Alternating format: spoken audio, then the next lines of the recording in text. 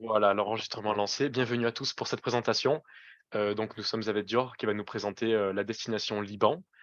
Dior, je te laisse la parole, à toi et bon webinaire à tous. Bonjour tout le monde, j'espère que vous m'entendez tous très bien et que vous voyez mon écran qui est le premier écran pour vous inviter à aller au Liban.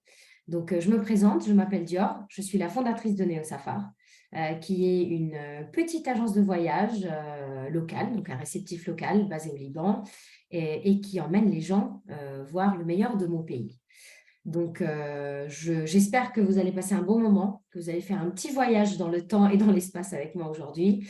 Et surtout, je vous invite à préparer vos questions, qu'on puisse faire une petite session questions tout à l'heure. Toutes vos questions sont les bienvenues. Il n'y a pas de bonnes et de mauvaises questions. N'ayez pas peur. Le Liban, c'est le pays des préjugés et des questions et de l'ouverture. Donc, voilà. D'ailleurs, en commençant, si aujourd'hui je vous dis le Liban pourrait faire partie de vos destinations voyage, que vous le mettrez demain dans vos catalogues, que vous le proposez à vos voyageurs, je suis sûre qu'il y a plein d'idées qui vous passent par la tête aujourd'hui. Il y a plein de conceptions, il y a plein de petits clichés, de mots-clés. Et donc là, aujourd'hui, moi, je voulais juste vous montrer quelques-uns des clichés qu'on connaît sur le Liban. Pour ceux qui connaissent un tout petit peu, les Libanais n'arrêtent pas de se vanter du fait de pouvoir aller à la plage et à la neige durant une même journée, 30 minutes pour faire l'un et l'autre. Ça fait partie un peu des grosses fiertés. La neige aussi, certains en parlent, ils disent bah ouais, c'est le seul pays où il y a de la neige au Moyen-Orient, c'est fou, on peut skier et tout au Liban. Les mezzés, parce que les mezzés aujourd'hui, ça fait partie des aliments qu'on voit partout dans le monde et le Liban, c'est un peu connu dans plusieurs pays grâce à ces restaurants, en fait. Souvent, c'est le seul point d'entrée et l'unique point d'entrée de certaines personnes avec ce pays, en fait. On reste sur cette alimentation en disant c'est très bon, voilà. Et on ne sait pas plus sur le Liban. Les sites archéologiques qui sont très connus pour certains. Certains parlent aussi des religions. Aujourd'hui, on a 19 religions existantes au Liban. Donc, c'est assez, en fait, pour dire qu'on est un très bel exemple de cohabitation. Et pour d'autres, avec les nouveaux événements, aujourd'hui, on a entendu parler de guerre, on a entendu parler d'explosion, de crise économique. Ça doit vous traverser l'esprit pendant que je vous en parle, donc je préfère voilà, les sortir aussi. D'où cette complexité de ce pays. Mais en fait, ces clichés sont pour la majorité vrais, mais le Liban est bien plus que ça, en fait. Le Liban est une réelle richesse, c'est un réel pays qui peut faire partie des top destinations pour vos voyageurs. Et justement, je vais vous montrer pourquoi. Donc, suivez-moi, on va décoller.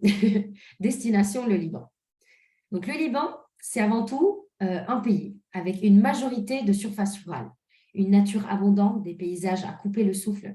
C'est dense et aride par endroits, c'est sec, c'est très sec dans certains endroits, c'est humide dans d'autres. On a beaucoup de montagnes, on a beaucoup de collines, de hauteurs. On a aussi des villages magnifiques qui le sillonnent en fait dans tous ses coins et ses recoins. Le Liban, c'est aussi une côte qui fait plus de 200 kilomètres. Donc, dans un pays qui est tout petit, qui a à peine la taille de la Corse, on a 200 kilomètres de côte qui le traverse vraiment du nord au sud.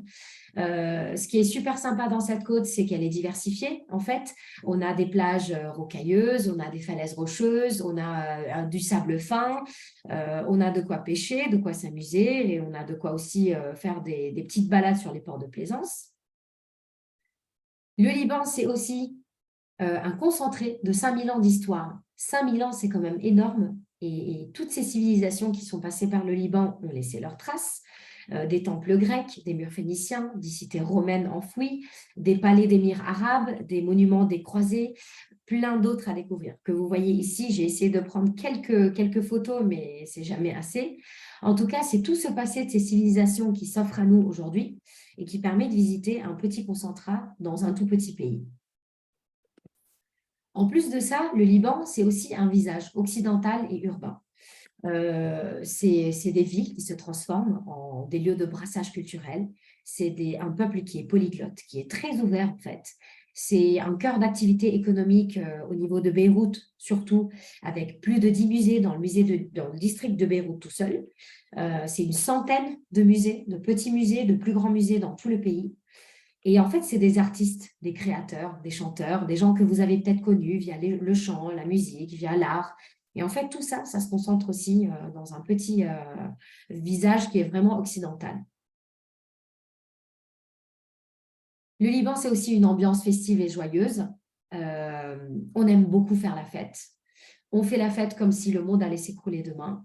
On adore enfin, on a des festivals, on a des concerts, on a des spectacles, on fait la fête tout le temps. On a plein d'endroits, en fait, que ce soit dans Beyrouth ou à l'extérieur de la grande ville, pour pouvoir passer des super belles soirées. Ça fait partie un peu du trademark d'un Libanais. Si certains d'entre vous connaissent des Libanais, ils savent que ces Libanais adorent faire la fête et ils pourront vous en parler. Sinon, le Liban, c'est surtout une gastronomie reconnue. Ça, c'est quelque chose qui ne se discute pas et que vous connaissez peut-être une partie, mais il y a toute une autre partie cachée qui est cette terre généreuse, en fait. On a des terres, on a des domaines viticoles, on a une partie, des territoires d'oliviers, de plantes sauvages comestibles, des cultures diverses et variées. Et c'est dans cette culture et cette richesse-là qu'on puise, en fait, notre gastronomie aujourd'hui. Certains pensent qu'on mange des mezzés à longueur de journée, que c'est que ça, en fait, nos repas, qu'on s'amuse à mettre plein de plats sur la table. Mais ce n'est pas vrai, en fait. On a plein de plats différents, on a plein de plats en ragoût. Et on a plein de plats, même dans un pays qui fait que 10 452 km², on arrive à avoir plein de petites spécialités par région et par village. Et c'est ça qui est magnifique à découvrir, entre autres. Et pour finir, le Liban, c'est avant tout et surtout son peuple, en fait. C'est les hommes et les femmes que vous rencontrerez qui constituent vraiment sa richesse. C'est ceux qui vont vous accompagner, ceux qui vont vous guider, ceux qui vont vous montrer leur village, vous faire découvrir leur maison d'hôte ou leur hôtel local, ceux qui vous accueillent dans leur petit resto. C'est un peu tout ça, tous ces gens-là que vous rencontrerez sur votre chemin, qui vraiment font la richesse du pays, qui ont une générosité inégalée, qui ont un grand sourire et des bras ouverts. Et aujourd'hui, ça fait partie des premiers points que sortent nos voyageurs lorsqu'on leur dit qu'est-ce qui vous a le plus plu dans votre voyage au Liban. Et en fait, avant tout, ils nous sortent les gens, l'hospitalité, c'est fou comment les gens font, comment on est senti accueillis, comment on fait des souvenirs avec tout le monde un peu partout lors de notre périple. Et je pense que c'est vraiment ça, la réelle richesse de ce pays. Et qu'à travers Néo Safar, on vous invite à découvrir en fait. C'est un peu une de nos promesses et de nos valeurs ajoutées et de paris qu'on a pris quand j'ai fondé Néo Safar, c'était surtout pour ces gens-là en fait, parce qu'ils avaient tellement à donner et tellement à montrer de ce beau visage du pays que je me suis dit, il faut absolument qu'on se lance. Donc voilà. Maintenant, maintenant que je vous ai parlé un peu des premiers points forts que pour avoir cette destination, il y a 4 grosses bonnes raisons que vous pourrez présenter à vos voyageurs pour partir avec nous. Les premiers, c'est à travers Néo Safar, on fait des voyages authentiques qui ont du sens, que ce soit pour les voyageurs, mais aussi pour les communautés et les ONG locales, et aussi pour la planète. Parce qu'on essaie à travers tous nos voyages de faire des efforts, de réduire les consommations de plastique, de partir en petits groupes pour éviter d'avoir une empreinte avec des gros bus, de partir dans des petits sentiers et dormir dans des petits guest house, donc pas dans des grands hôtels qui sont des hôtels des chaînes en fait internationales. On a aussi des professionnels. Donc, une des raisons principales d'aller dans un pays, c'est aussi de pouvoir être bien accueilli, qu'on puisse bien nous guider, nous expliquer. Et en fait, tout au long, vous aurez des professionnels qui pourront vous accompagner à chaque partie du chemin. Et ces professionnels, on a pris le pari aussi de dire on prend des petites structures avec des experts et pas des grosses entreprises en fait qui sont pareilles internationales, qui ont 500 employés qui font du travail à la chaîne. Un autre point important que vous pourrez présenter aussi à vos voyageurs, c'est que c'est un pays qui est à proximité. En fait, aujourd'hui, on parle de la France, on est à 4h30 de vol grand maximum, direct. Ce pays se retrouve un peu sur une plaque tournante, donc on est vraiment au Moyen-Orient à côté de plein d'autres pays. On est dans un pays où non seulement on a des richesses culturelles et humaines, mais aussi on parle plusieurs langues. Donc, si vos voyageurs sont francophones, anglophones, hispanophones, on peut toujours trouver de quoi les guider dans leur langue. Et aussi, on a des départs qui peuvent être fixes toute l'année en fonction de vos groupes et du nombre minimum, mais aussi des voyages sur mesure. Donc ça, c'est une des forces aussi qu'on a à être une petite structure au Liban, c'est qu'on arrive à accommoder les voyages sur mesure avec des demandes particulières en fonction des envies de vos voyageurs, mais aussi, et c'est ce que je vais vous montrer dans la prochaine étape de cette présentation, on a aussi des départs avec des 4 thématiques de voyages inédits qu'on a mis en place. C'est des parcours que vous ne trouverez pas ailleurs, qui nous ressemblent, qui vont montrer toute la richesse de ce pays avec une partie d'alternative parce que vous n'allez pas avoir un parcours lisse qui serait présenté par les autres voyages, les autres agences, mais un parcours qui va vous permettre d'être un peu plus nomade, de visiter plusieurs villages, villes, d'avoir plusieurs guest house, d'être aussi accueilli dans plusieurs restos qui sont locaux et pas les grands restos que vous trouverez sur Internet. Donc voilà, ça c'est la petite touche Néo-Safa. Donc maintenant, dans la prochaine étape, je vais vous présenter les différents parcours très rapidement. Je ne vais pas m'attarder sur les détails jour par jour de chaque parcours. Je vous invite surtout à revenir vers nous par rapport à ça, à me contacter pour que je puisse vous parler de ces parcours qu'on a créés avec des dates. Mais le but là aujourd'hui, c'est de vous faire vraiment un overview de ces 4 parcours inédits qui sont très différents et qui pourraient plaire peut-être à différentes typologies de vos voyageurs, que ce soit des solos, des aventuriers, des amis, une famille, des seniors, voilà. Donc, en commençant par le tout premier voyage, donc là, vous allez voir souvent les fiches des éditions 2023 qu'on a mis en place. Cela va être modifié forcément pour les éditions 2024, mais aussi ces dates-là pourront être modifiées en fonction de votre nombre minimum de voyageurs. Donc, des fois, à partir de 6 voyageurs, la plupart du temps, un voyage est considéré comme validé. Donc, c'est une date qui pourrait s'inscrire aussi dans la date que vous choisissez. Là, je vous présente le premier voyage. Donc, le premier parcours qu'on a et qu'on met en avant, ça s'appelle le Liban de long en large. Si vous voyez ici sur la carte à côté, on a un petit parcours qui couvre quand même une très, très grosse partie du pays. Nord-sud, côte et montagne, partie aride et partie plutôt verte.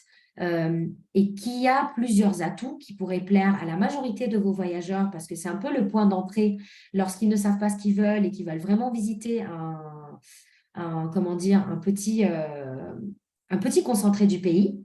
Donc, parmi les moments forts de ce voyage, il y a des visites de sites classés dans le patrimoine mondial de l'UNESCO, donc comme Byblos, qui est l'une des plus vieilles villes, c'est la plus vieille ville continuellement habitée au monde, la vallée de Kadisha, Baalbek, Tyr.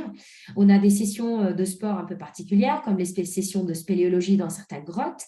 On a du parapente, on a de la randonnée, qui est super belle dans nos réserves, que ce soit des réserves de cèdres ou des réserves d'arbres endémiques.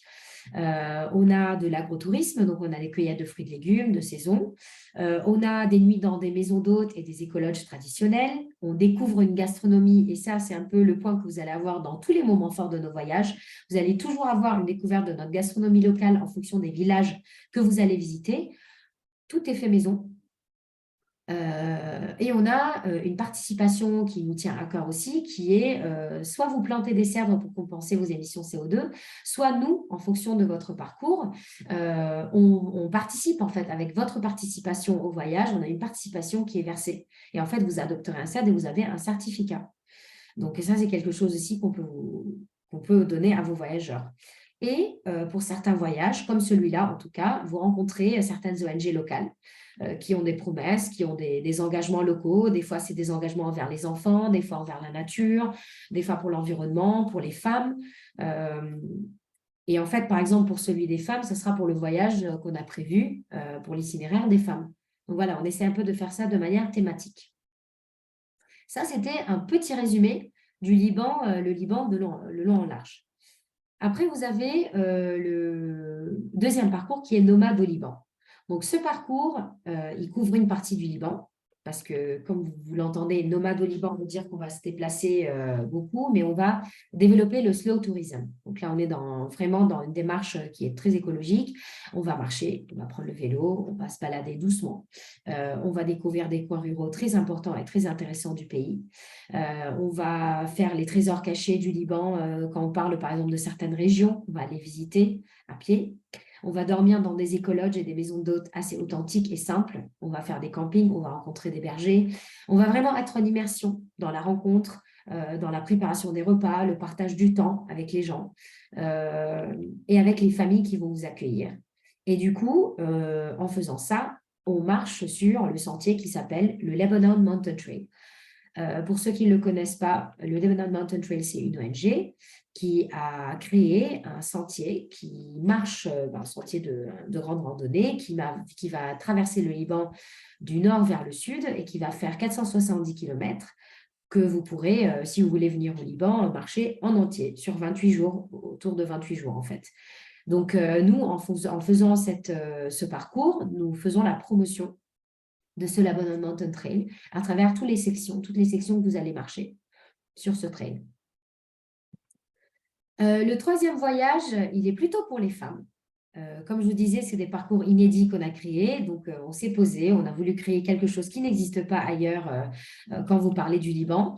Et du coup, aujourd'hui, au Liban, on est les premiers et les seuls pour le moment à avoir vraiment fait une signature qui est le Liban entre voyageuses, qui permet en fait soit à des femmes qui ne se connaissent pas, soit à des femmes qui viennent ensemble, entre sœurs, copines, familles, cousines, ce que vous voulez, pour venir faire un peu le Liban, mais à leur sauce. Donc, on a tout ce qui pourrait plaire à des femmes.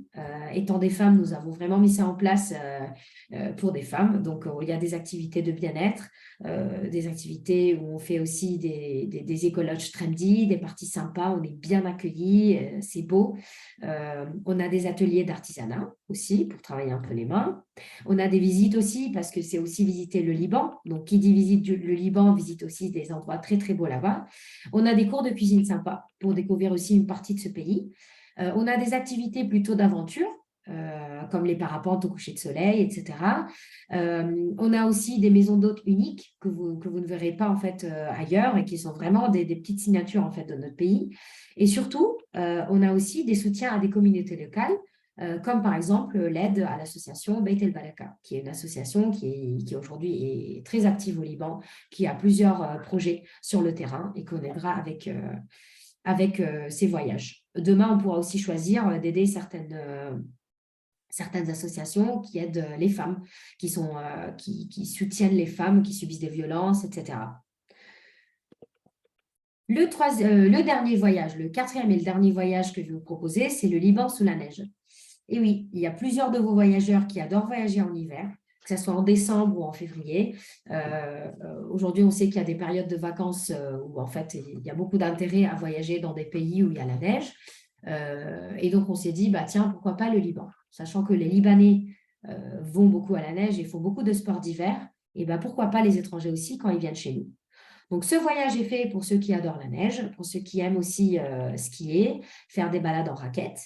Surtout qu'aujourd'hui, on a la plus grande station qui est la plus haute station en fait du Moyen-Orient et on a une des plus anciennes qui est les Cèdres en fait. Du coup, on peut aussi skier entre les Cèdres. C'est vraiment très pittoresque. On a des visites de sites, comme je vous disais, parce qu'encore une fois, vous visitez le Liban, même si c'est à une période d'hiver, il y a de très beaux endroits à visiter qui sont un peu dans la bucket list, des choses à faire. Il y a des road trips qui sont vraiment très, très beaux sur des chemins de montagne pour voir un peu toute cette neige qui recouvre nos hauteurs. On a des nuitées dans des maisons d'hôtes très cosy, avec tout ce que vous aimez bien trouver dans une maison d'hôte en hiver, les cheminées, les parties cosy, les petits salons un peu autour de petits tablés, etc. Et on aide, mis à part la gastronomie locale, et ça, vous l'avez compris, c'est toujours un peu notre tampon. Il y a toujours une gastronomie libanaise qui est faite maison et qui est toujours de saison. Et aussi, on aide des associations locales à travers notre voyage. Donc, petit résumé, aujourd'hui, les parcours inédits qu'on propose sont ici. N'hésitez pas à utiliser vos téléphones pour scanner les QR codes de chacun des voyages. Vous aurez la fiche que je vous ai présentée. Donc là, je vous ai présenté des petits bouts de chaque fiche, mais n'hésitez pas. Comme ça, vous pourrez les sauvegarder. Comme je vous disais, les dates pourraient être mises à jour. Les parcours pourraient être un tout petit peu travaillés aussi parce que, voilà, s'il y a des demandes particulières, un peu plus longs, un peu moins longs, on pourra aussi s'y accommoder. Les prix seront à revoir en fonction de la date du voyage. Là, c'était les prix qu'on avait mis en place pour 2023. Donc voilà, je vous laisse juste un peu de temps pour ceux qui veulent scanner.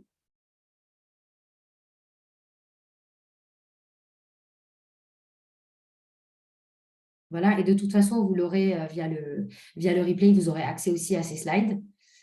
Et puis pour finir, je voulais vous dire que le Liban vous attend, qu'on est un pays qui aujourd'hui, on a subi pas mal de difficultés financières, une crise économique qui est sans précédent.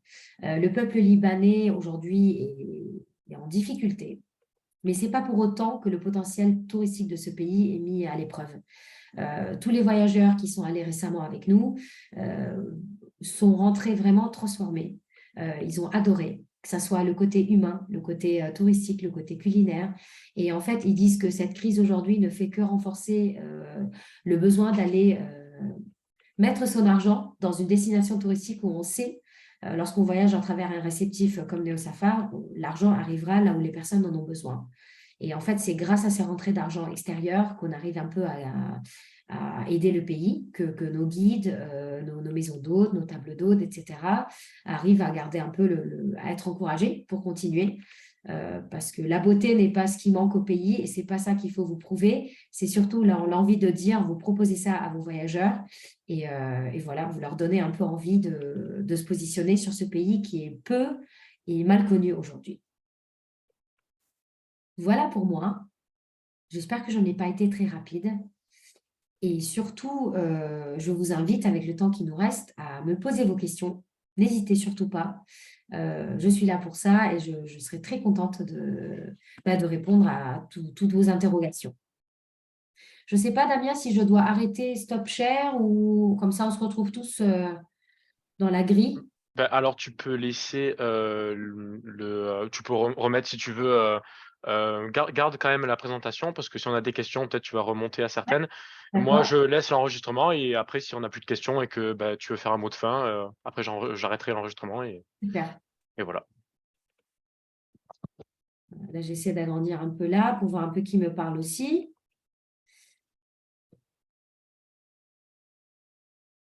Est-ce qu'il y a quelque chose qui vous a choqué dans ma présentation? Vous ne vous attendez vraiment pas à ce que ça soit ça, le Liban? Est-ce que ça vous a conforté aussi dans... Peut-être si vous êtes là aujourd'hui, c'est que le Liban vous intéresse. Peut-être pas comme une destination tout de suite, mais dans les prochains plans, ou peut-être pour un voyage auquel vous aurez pensé. En tout cas, une partie, enfin, si je peux aussi répondre à certaines questions qu'on a été posées très souvent. Parmi les questions très fréquentes au Liban, c'est la sécurité. On me demande souvent, que ce soit nos voyageurs ou les agences avec lesquelles on travaille en B2B, est-ce que c'est safe? Est-ce que si on emmène 14 personnes dans le pays, est-ce qu'on risque d'avoir des régions où il y a peut-être des difficultés, des conflits? Et en fait, aujourd'hui, sachez une chose, c'est que on n'a jamais eu de difficultés avec nos voyageurs au Liban. Il n'y a jamais eu de problème de sécurité. Nos voyageurs ne se sont jamais sortis hors de sécurité pour la simple raison qu'on travaille nos programmes en fonction de la situation du pays. On a des experts et des contacts locaux dans chacun des villages et des petites villes. Nos guides qu'on prend, ce n'est pas juste un guide qu'on prend de Beyrouth et qui va vous faire montrer tout le pays, c'est des guides locaux qui, eux, vivent dans leur ville et village. Et en fait, avant chaque voyage, on s'assure de tout, que ce soit un point sécurité, point disponibilité des sites, état des sites, si certains sites sont plus à visiter à cause de leur état, etc. Donc là-dessus, c'est d'autant plus de sécurité de se dire qu'on part avec une agence de voyage, enfin un réceptif local d'ailleurs, qui connaît, qui est vraiment du pays, qui est ancré et enraciné. Donc, c'est ce que je peux vous dire pour vous rassurer sur le côté sécurité. Du coup, on a quelques questions, si tu veux, je te les relais. Ah, regardez Dans le le chat. chat. Ouais. Si tu peux, à la limite, peut-être les lire à voix haute, juste comme ça pour les gens du replay, Bien puissent sûr. suivre. Donc, quelle échelle, donc c'est Sandrine. Bonjour, quelle échelle de tarifs sur un voyage environ 15 jours, mix montagne-aventure? La réponse est, je n'ai pas envie de donner des réponses bateau, mais en fait, ça dépend de ce qu'il faut inclure dedans ou pas. Donc, est-ce que, par exemple, on inclut tous les repas? Est-ce qu'on inclut des guest house ou des hôtels locaux qui sont de haut gamme, qui sont plutôt modestes? C'est surtout ça qui va faire le plus gros du changement du tarif, en fait. Aujourd'hui, vous avez des tarifs incompressibles comme les tarifs des transports. Donc, que ça soit votre chauffeur accompagnateur, mais aussi les logements. Les logements et la nourriture, c'est les plus gros bouts, en fait, que vous allez payer. Donc, j'ai un peu de mal à répondre à ça pour éviter de donner des… Vous évitez de vous donner des bêtises, mais en fait, par exemple, si on parle de 2 personnes, il y a des frais qui sont plus lourds que si on parle de 14 personnes, par exemple. Donc voilà, donc avec plaisir Sandrine pour vous répondre, si vous voulez m'envoyer un petit mail ou qu'on en parle de vive voix, si vous avez un projet particulier ou vous voulez juste savoir une idée d'une échelle, 2 personnes, 3 personnes, 20 personnes, comme ça je pourrais vous répondre aussi plus personnellement là-dessus. Est-ce que c'est facile avec des enfants? Oui, c'est très facile avec des enfants. On a eu beaucoup de nos voyageurs qui sont partis en famille, que ce soit des familles avec des enfants de 6, 7, 8 ans, avec des ados. Aujourd'hui, le pays se sillonne très facilement. Les activités aussi peuvent être modifiées. Il y a des activités très child-friendly, il y a beaucoup d'endroits très sympas. Il y a des activités où il y a des randonnées longue durée. Donc, ces grosses randonnées, on ne les fera pas avec des enfants.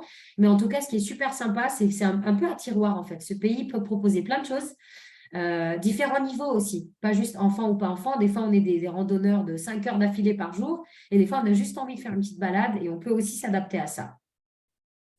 Guide francophone possible pour l'ensemble des programmes, oui, bien sûr. Guide francophone possible, guide anglophone possible. Et là, on a relevé le challenge du guide hispanophone possible. C'est une première et on a réussi. Alors, à titre de comparaison, par rapport à d'autres destinations du Moyen-Orient.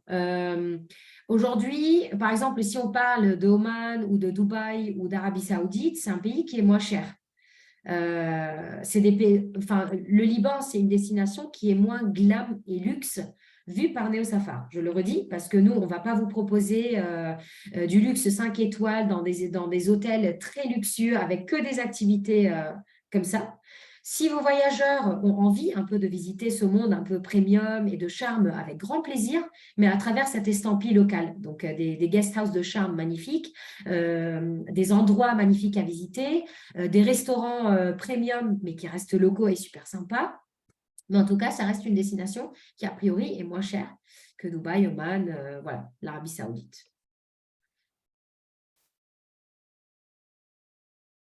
Est-ce que vous avez d'autres questions particulières? Ah oui, peut-être une question qu'on m'a posée souvent, que je pourrais peut-être ici vous partager. Souvent, on me dit quel est le temps ou la durée moyenne de séjour que vous recommandez pour visiter le Liban. Nous, on recommande 10 jours, pas moins, en moyenne, hein. Après, c'est possible de faire sur une semaine. Donc, si vos voyageurs ont une semaine de vacances avec week-end avant, week-end après, ça leur fait peut-être 7-8 jours sur place. Ça, c'est jouable aussi. Il y a une bonne partie du pays qui peut être visitée sur un parcours un peu généraliste. Donc ça, why not? Mais après, si vos voyageurs vous disent on a envie de faire 3-4 jours, je trouve que le Liban, c'est très, très court, c'est très dommage. Et vous n'arriverez à visiter vraiment que limite 2 villes, Beyrouth et peut-être juste une autre ville côtière, ce qui rend dommage par rapport au nombre d'heures voyagées et l'avion. Destination idéale pour toute saison. Oui, c'est ça qui est super sympa au Liban, c'est qu'en fait, on arrive à visiter le Liban en hiver.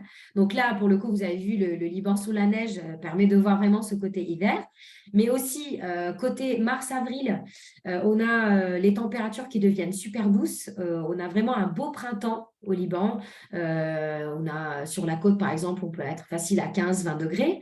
Donc, ça nous permet de visiter plein d'endroits, de faire plein de petites randos sympas, de manger des trucs sympas et de faire des cueillettes de saison, en fait. Aujourd'hui, le Liban a plein de cueillettes, comme plein de pays, en fonction des saisons. Et en fait, on a toujours des cueillettes dans ces saisons-là, que ce soit mars-avril ou octobre, par exemple. Septembre-octobre, c'est une très belle saison aussi parce qu'on a aussi les cueillettes d'huile d'olive, on a les vendanges. On a plein de vendanges différentes d'ailleurs, enfin plein de saisons différentes. Et octobre, ça reste une très belle saison, par exemple, pour les randos. C'est pareil, il fait bon. Août, juillet, août, en fait, c'est une belle saison dans le sens où pour plein d'entre nous, on a des vacances. Mais ce n'est pas notre saison idéale à nous pour vous la proposer. Parce qu'il y a plein de Libanais, de la diaspora libanaise qui rentrent chez eux. Il fait chaud. Bon, le Liban, il ne fait pas trop chaud. On n'est pas dans les 50 degrés, mais on peut atteindre 35 degrés facile sur la côte. Et en fait, c'est une saison où il fait très chaud, il y a beaucoup de monde.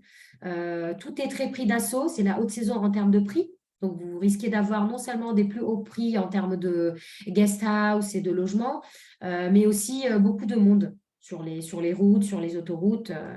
Voilà, c'est un tout petit pays, les autoroutes sont assez congestionnées, on n'a pas 15 000 chemins pour aller dans certains villages.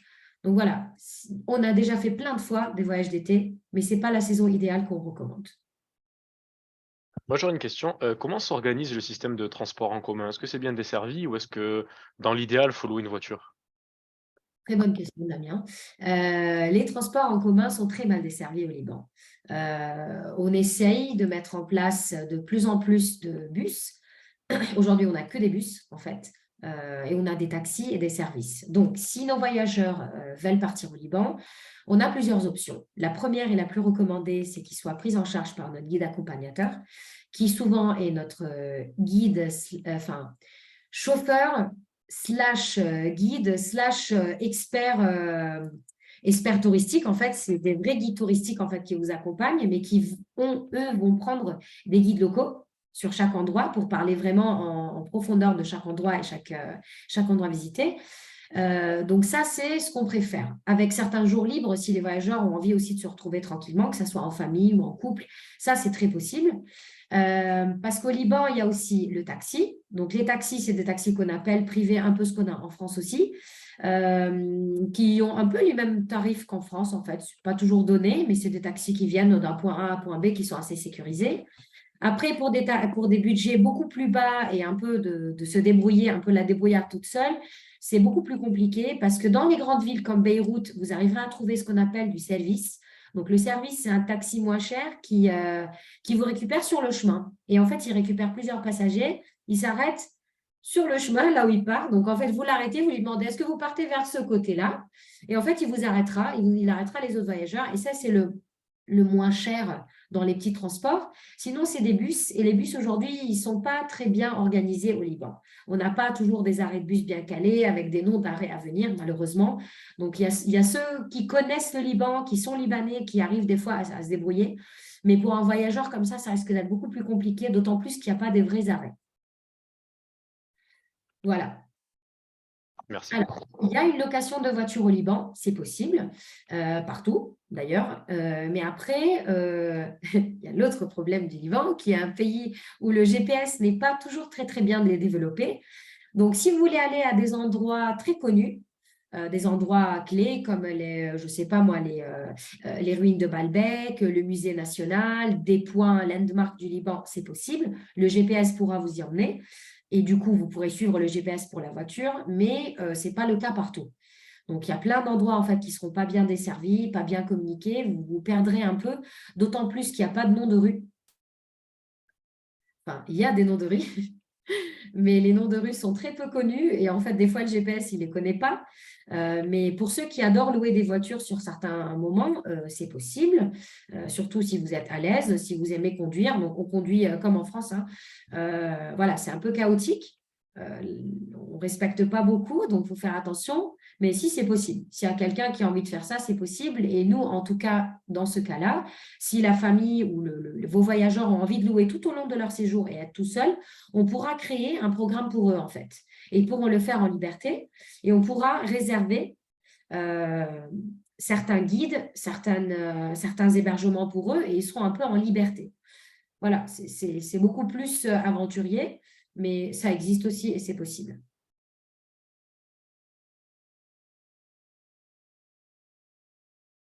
On a du vélo aussi. Il y a beaucoup de personnes qui adorent faire du vélo au Liban et c'est possible. Pas partout, C'est assez montagneux comme pays, donc ça peut être difficulté sur certaines collines, mais il y a plein de villes où on peut faire du vélo, on peut se balader en vélo, on peut se déplacer en vélo entre deux villes. Ou voilà. Si vous avez aussi une démarche assez écologique, on est très preneur.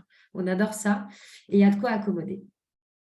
Et les infrastructures, en ville pour le vélo, c'est comment ça se passe? C'est assez, À Beyrouth, c'est safe? beaucoup plus facile. Et dans certaines villes comme Batroun, Sheka, Jbeil, c'est sur la côte en fait nord. Donc c'est des villes sur la côte nord. On pourra faire du vélo. Pour l'avoir fait sur 32 km sur la côte nord, on a réussi. C'est assez safe en fait pour une partie des tronçons, des fois non. Beyrouth, c'est assez safe. On a fait pas mal d'endroits où il y a des pistes cyclables à Beyrouth. Dans certains endroits, on a aussi des routes en fait en parallèle de l'autoroute. Il y a des routes de plage, en fait. Il y a des chemins, comment on appelle ça? Des routes côtières. Et sur les routes côtières, il y a beaucoup moins de voitures. On n'est pas en Hollande, hein, donc il n'y a pas des chemins, c'est des pistes cyclables partout, mais il y a pas mal d'endroits où on peut faire du vélo de manière assez safe.